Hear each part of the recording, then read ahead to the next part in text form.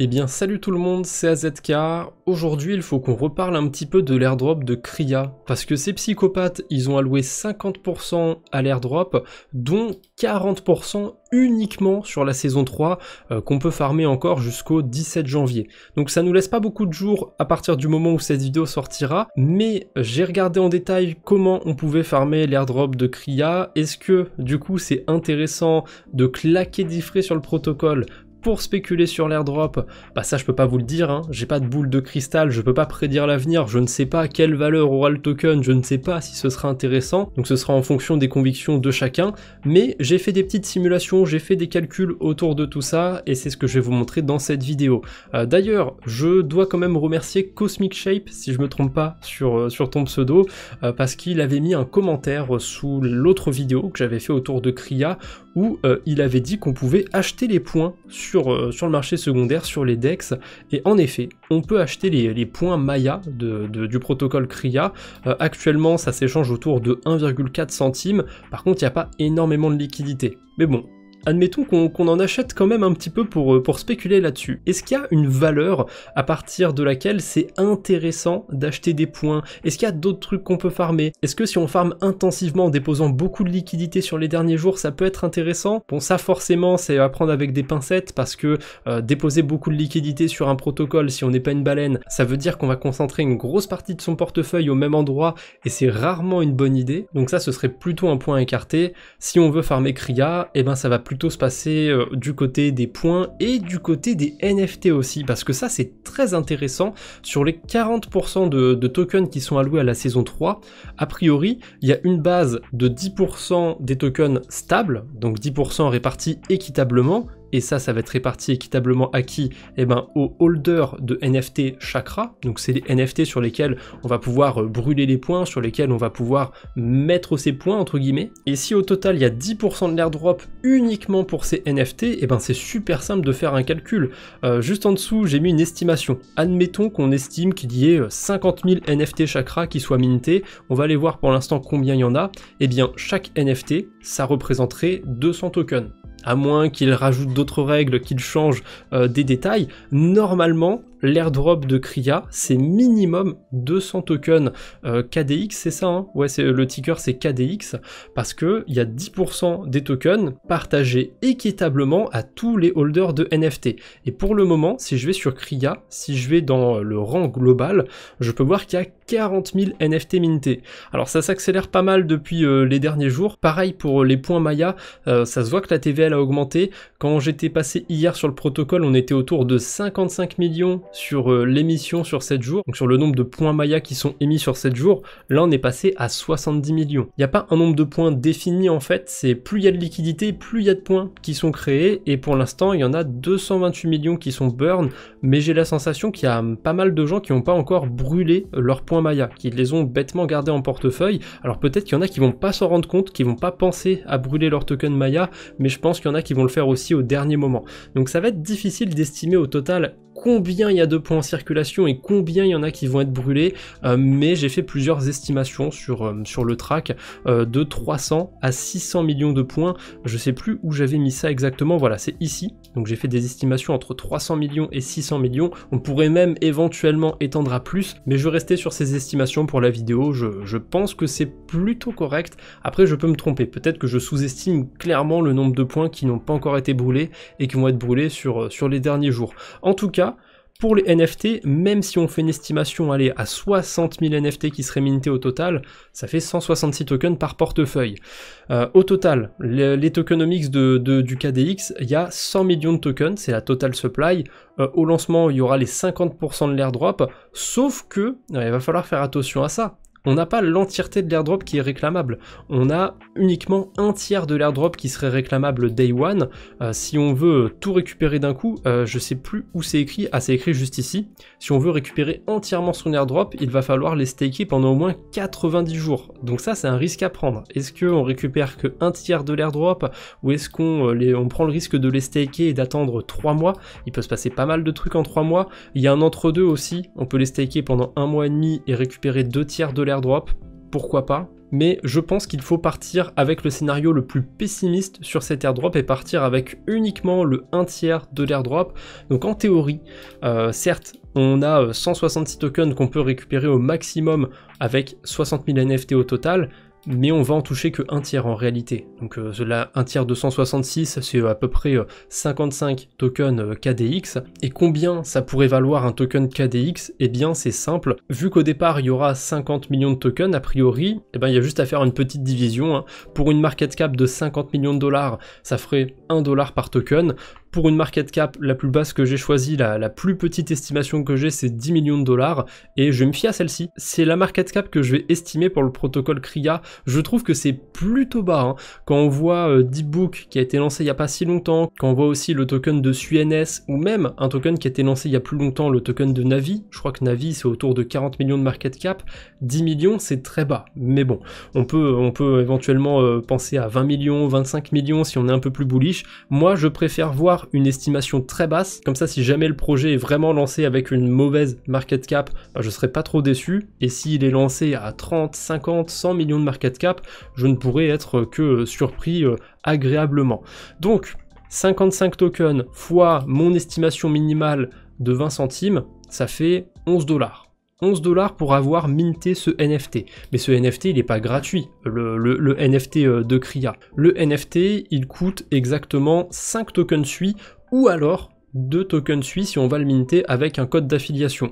Évidemment, je pourrais en profiter pour vous dire j'ai un code d'affiliation, allez-y, mais ils ont été malins, Kria. On peut utiliser un code d'affiliation maximum 10 fois, donc le mien a été utilisé entièrement, donc je vous invite dans les commentaires à mettre vos liens d'affiliation, enfin vos codes plutôt, évitez de mettre des liens, YouTube va les supprimer, donc mettez juste le petit code, comme ça les gens qui ont besoin d'un code vont pouvoir passer dans les commentaires pour en chercher un. Éventuellement vous avez aussi la précédente vidéo sur Kria, vous avez le groupe Discord pour ceux qui sont dessus, et si j'y pense, si je suis sympa, je vous mettrai le lien du groupe Discord dans la description de cette vidéo. Mais du coup, si ce NFT coûte à peu près 10 dollars, donc ça coûte 2 tokens SUI, un token SUI c'est 5 dollars, et que selon mes estimations, ça rapporterait 11 dollars au moment de l'airdrop. Et en plus, j'ai des estimations plutôt faibles, et je pars du principe où on risque le fait de récupérer qu'un tiers de l'airdrop. Ça veut dire qu'au maximum, si on est patient 90 jours, et que d'ici 90 jours, le token, il est toujours autour de 10 millions de market cap, ça fait 33 dollars. La valeur de ces tokens, les 166 tokens. Ça repose sur beaucoup de suppositions, c'est pour ça qu'en général, je fais pas trop de vidéos pour spéculer sur les points, sur les airdrops ou quoi que ce soit, mais là, je trouve que c'est méga sous-coté, les NFT de Kria. C'est pour ça que j'ai récupéré quelques tokens SUI qui traînaient comme ça sur mon portefeuille. J'avais l'airdrop de Bluefin à réclamer. D'ailleurs, je vous fais un petit rappel, pensez à aller voir, hein, si vous avez déjà récupéré l'airdrop de Bluefin, il y a une partie de l'airdrop qui était vestée, et du coup sur cette partie vestée, eh bien il y en a une partie qui a été débloquée le 11 janvier, et il y aura la dernière partie qui sera débloquée le 11 février. Donc je vous mettrai aussi le lien de Bluefin en description tant qu'à faire. Bref, revenons sur Kria. Du coup, j'ai dit que j'avais créé 2 petits portefeuilles avec, sur lesquels j'ai mis 3 tokens SUI chacun, et sur lesquels eh ben, je vais aller minter ce NFT. D'ailleurs, j'ai été chercher un code dans les commentaires de la précédente vidéo, hein, tant qu'à faire. Là, je remercie du coup Florent, je suppose, qui avait mis son code en commentaire. Je vais minter mon NFT pour 2 tokens SUI. En général, je vais pas farmer des trucs pour des points ou quoi que ce soit. Là, le fait que j'aille farmer ça, c'est bien parce que j'avais quelques rewards qui traînaient sur la blockchain SUI. Vous voyez que j'ai pas non plus fait 50 portefeuilles sur lesquels j'avais mis des tokens SUI ou quoi que ce soit. J'en ai vraiment fait 2, histoire de, évidemment, si vous voulez farmer des points comme ça sur un protocole, de privilégier des récompenses que vous avez farmées, des airdrops que vous avez récupérés, de les réinvestir plutôt que d'investir directement de l'argent de votre portefeuille pour farmer ce genre de stratégie. C'est le petit moment disclaimer de la vidéo, c'est pas le plus sympa à passer, mais voilà, je pense que c'est pas particulièrement intelligent de spéculer bêtement sur les protocoles à points, mais bon, là je trouve que la stratégie elle est plutôt asymétrique, c'est-à-dire qu'il y a relativement peu de risques à prendre par rapport aux potentielles récompenses. Mais là on a vu le côté NFT. Je vais vous montrer aussi le côté points, hein, parce qu'on peut les acheter directement sur Index. Est-ce que c'est intéressant d'acheter ces points?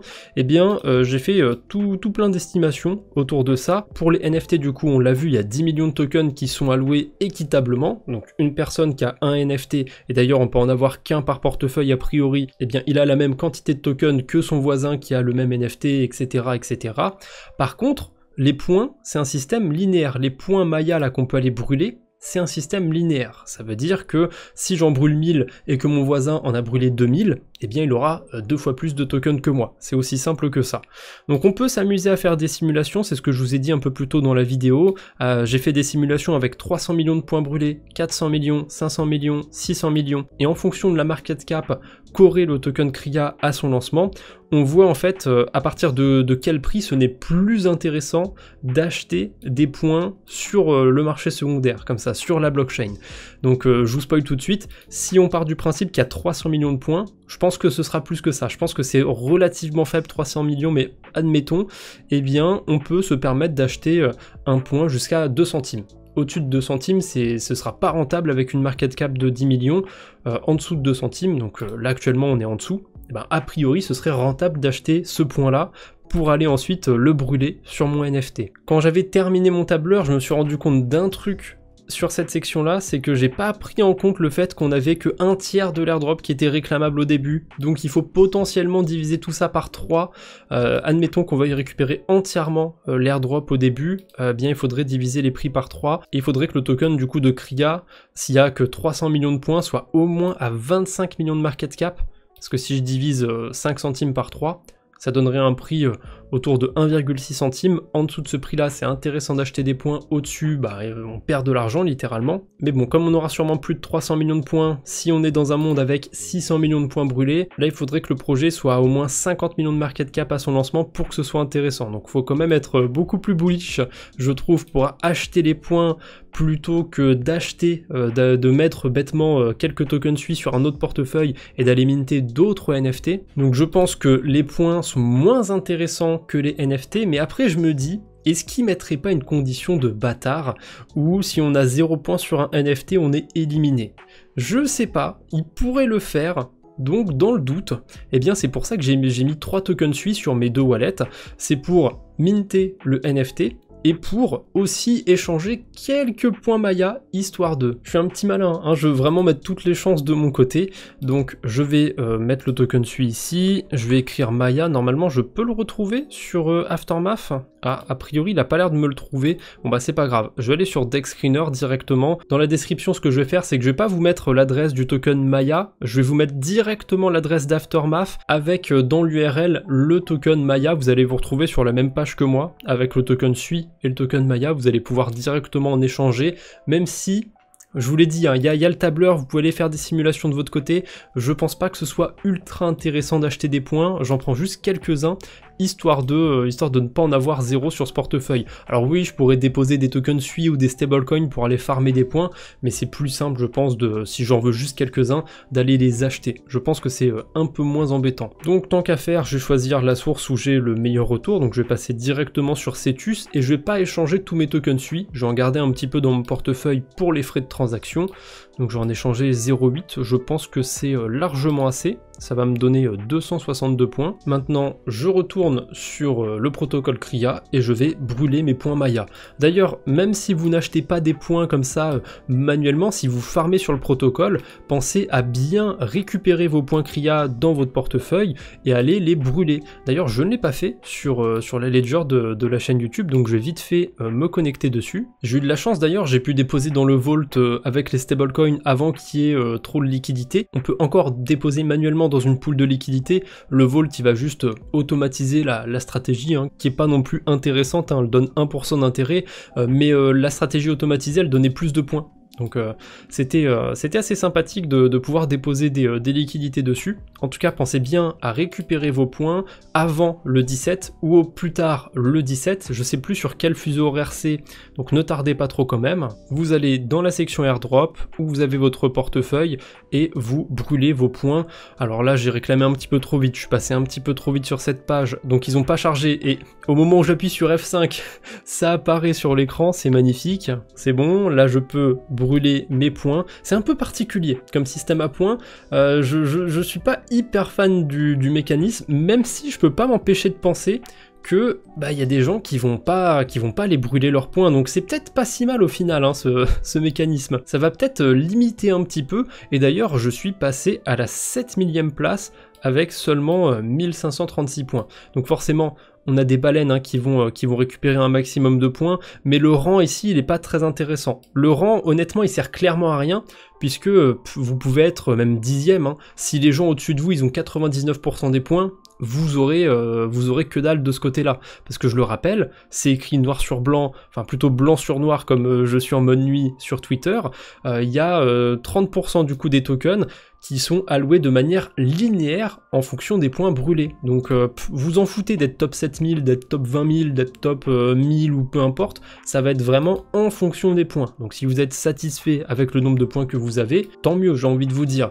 Et d'ailleurs on peut faire une estimation aussi de ces points-là. Là j'ai fait une estimation avec 15 millions de dollars de market cap, histoire de changer un petit peu les chiffres, et avec 600 millions de points, donc ça donnerait une valeur par point de 1,5 centime, et vu que j'ai 1536 points, et bien mes 1536 points que j'ai brûlés sur Kria, a priori, au lancement, ça vaudrait 23 $. Ça, c'est dans le cas, encore une fois, où c'est pas divisé par 3, où je récupère l'airdrop en entier. Si on divise par 3, ben, 23 divisé par 3, ça doit donner 7,60 $ et des poussières. On doit être sur du 7,67 $. Il s'est passé quoi, 2 jours peut-être depuis que j'ai déposé des liquidités, donc je risque de gagner à peu près 3 fois ce nombre de points-là d'ici le 17. Donc, je n'ai même pas besoin de multiplier par 3 en fait. Si je récupère un tiers de mon airdrop, j'aurai 23 $ de token KDX au lancement, si, évidemment, hein, si la market cap est de 15 millions de dollars. Si c'est que 5 millions, eh bien j'aurai 7 $. Si c'est 50 millions, j'aurai 76 $. Je peux pas prédire la capitalisation évidemment du token de Kria. Je vous laisse libre de faire vos propres prédictions autour de tout ça. Donc bien évidemment, s'il y en a qui sont plus bearish, plus bullish que moi, eh bien vous allez estimer les points à un prix différent. Vous allez peut-être estimer que c'est pas intéressant d'aller minter un des NFT. Et pareil, peut-être que j'ai sous-estimé les farmers. Peut-être que le 17, il y aura 120 000 NFT qui auront été mintés.